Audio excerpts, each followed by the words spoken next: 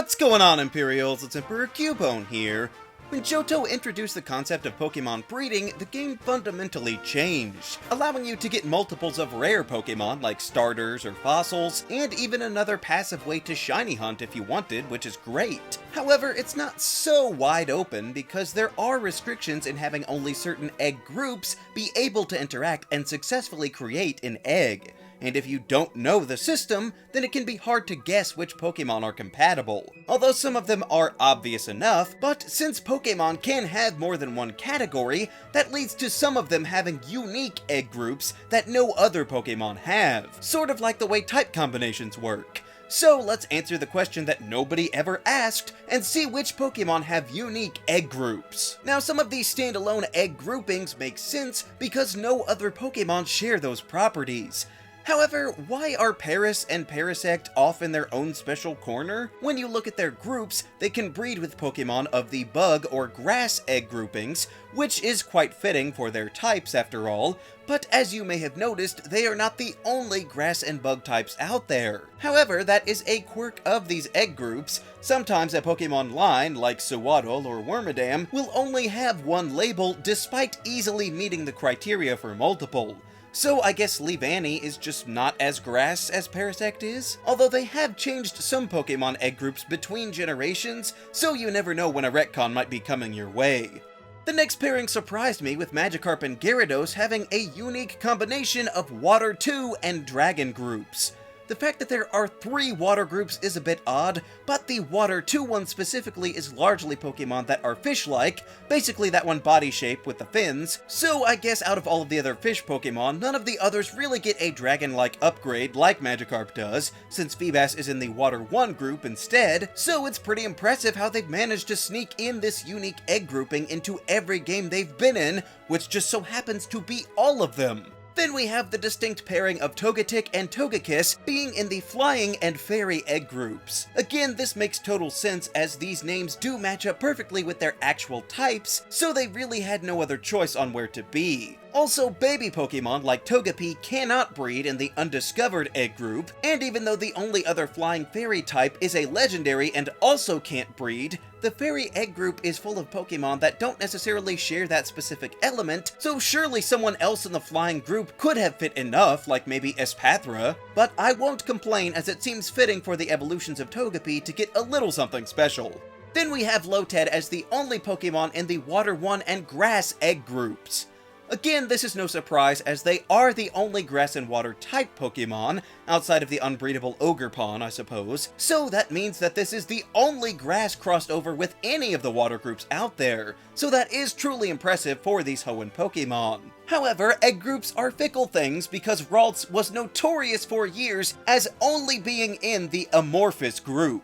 Normally, you could just see fluid Pokemon made of goop or ectoplasm, but I don't really think Ralts is that formless. Eventually, the cries of the fans were heard, and the developers added the whole line into the Humanlike group as well, which makes you wonder why they weren't there before, when there are far less human-looking Pokemon in that category. But in gaining that attribute that they always should have had, the Gardevoir line stepped into also becoming one of the few Pokemon to bridge otherwise untouched groups, making them even more noteworthy than they already are. And it is worth noting that Volbeat and Illumise are the only Pokemon in the human-like and bug categories. However, even though they can breed, they are technically different species, so that makes it not unique. But the opposite of Ralts is Wailmer and Wailord, who were the sole occupants of the Field and Water 2 groups all the way until Gen 9, when the Palafin line finally shared that makeup. Which, by the way, made it so that the Field group has no unique combinations with it, but that makes sense as it is the most common group out of them all. However, the Human-like group also has one pairing with grass in the Cacnea line. Now, I don't think we would have any problem trying to say that Cacturne is shaped like a human because it's just a scarecrow, but are we really gonna stand by Cacnea being human-like?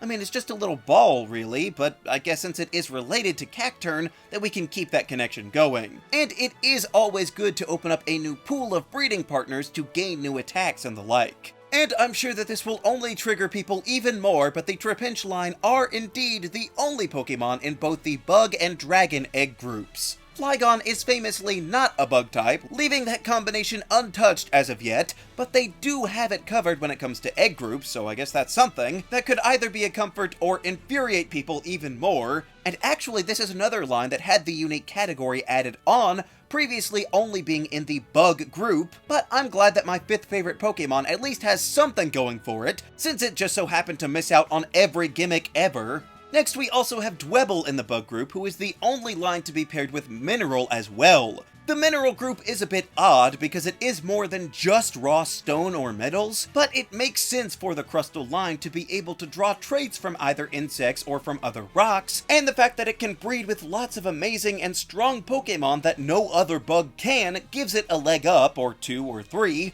Yet somehow the same doesn't hold true for other rocky bugs like Shuckle or even Anorith. But speaking of fossil Pokemon, we also have Archen being the only member of the Flying and Water 3 egg groups. You might be wondering what a bird is doing in the Water 3 group, and that's fair, but apparently this is the popular placement for many of the fossil Pokemon. I can only assume that's based on where some actual fossils have been found, but this is the water group for all of the sort of weird leftover options like crabs that aren't even water types, so I guess a prehistoric bird isn't the only question mark left in this crowd.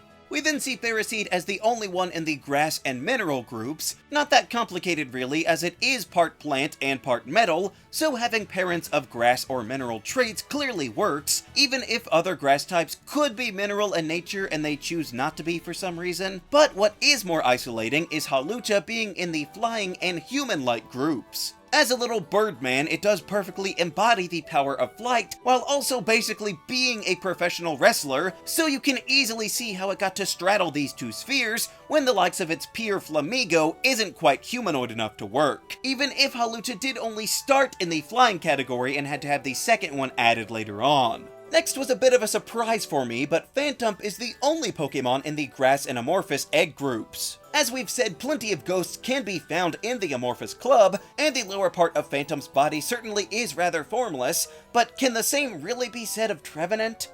I mean, the Spectre is clearly underneath, but it's also encased in tree bark, so would that not restrict that amorphous body? And what's crazier is that Pumpkaboo is only in one of these categories, but it's the Amorphous group and not the grass one. Not that I mind my favorite haunted plants from Kalos having a little something extra that their counterparts don't, and in some small way finally getting the respect that they deserve. And lastly for Gen 6, we have the Bergmite family as the solo Pokemon in the Mineral and Monster egg groups. Now, we haven't really seen Monster yet, but it houses a bunch of cool Pokemon that are really kind of difficult to place anywhere else. But it is interesting that they deemed Bergmite worthy of that title, although that would largely be due to Avalug's aggressive nature, I would think, as an underappreciated beast of an ice type. And you may be wondering why ice is considered a mineral here, but they are not the only ice types to be in this group. And funnily enough, the Hisuian form only makes both of the categories more fitting by making it even more monstrous, but also adding the rock type for even more minerals. Which I guess is why they did update it to gain the mineral group in Gen 8, but then that makes me wonder exactly how far out they were planning Legends Arceus to make that move at the start of the generation. Then we see Cutiefly as the single occupant of the bug and fairy groups. You might say that's because they're the only bug and fairy types, which is true. However, the fairy egg group is far from solely being populated by actual fairies, mostly just being small, cute Pokemon, which could apply to plenty of other bugs in my opinion, but I guess it's fine so that these insect sprites can have a backdoor into learning Moonblast. Then perhaps predictably we see Applin as the only Pokemon with the Grass and Dragon egg groups, as it is the only line that started life combining these two types, since all of the others were added on later. However, as we've said, the Dragon Egg group is not exclusive to dragon types, with the likes of snakes being included, yet the prominent grass snake starter still didn't make the cut, even though Applin itself is rather serpentine on its own, as if it didn't have enough going for it in recent generations to also have this unique title. Then Clobbopus completely baffles me because it is in the Water 1 group, but also the human-like crowd. Water is totally fine, but how exactly is an octopus a human? I mean, sure, Graploct kind of stands in human form, but it still has 8 limbs, and Clobbopus itself is maybe not the least humanoid Pokemon, but it's gotta be close as a living soccer popper. All I'm saying is, if these cephalopods count for human-like, then there are plenty of other Pokemon in Water 1 that could have fit here first. Galar then had Impidimp as the only one in the Humanlike and Fairy groups. As I said, the Fairy Egg group is not just for Fairy-type Pokémon, largely because the group predates their inclusion in Gen 6 by quite a few years, but the descriptions of the Egg group are sort of in direct contrast with the Human-like one, so it makes sense why they haven't really overlapped a whole lot. Even if I wouldn't really call the Impidimp line cute at all, I could see how it would fit into that through the eyes of others. And finally, the last unique combination of egg groups comes with Dreepy in the Amorphous and Dragon categories. This clicks with a lot of the things that we've seen thus far, with Dragon housing many Dragon types, but also Snakes, which fits with the general body shape of the Dreepy line as well, and then of course the Amorphous structure comes from their ghastly form that only becomes more pronounced as it evolves. So those traits being exclusive to the Dragapult family makes up for pretty much all of the other pseudo-legendaries getting special treatment over the years, even if it's not much of a consolation prize, but it is the only one that can breed with Rotom, so I guess that's something. So, those are the unique combinations of Pokemon egg groups. However, if you've been paying attention to the categories, you'll know that there is one more Pokemon uniquely set up with Ditto, who is the sole occupant of the Ditto egg group. Pretty self-explanatory as to why. Ditto is the only Pokemon that can breed with any other, as long as they're not in the undiscovered group with the legendaries or babies, and I don't imagine that there will ever be another Pokemon to do this because then they would have to rename the entire group. So good on you, buddy, for having a whole category all to yourself. But those are all of the one-off egg groupings in Pokémon. Not the most notable aspect of a Pokémon, but it still makes them worthy of having a title that no one else can claim. Well, at least for now until they decide to change it up again, since there are definitely some more shakeups that need to be applied to others left in a solo group. What's your favorite unique Pokemon egg grouping? Do you think a lot more Pokemon should use the incense? Let me know down in the comments. Also, be sure to leave a like, share this video, and subscribe so that you too can become an Imperial today. And until next time, stay grounded.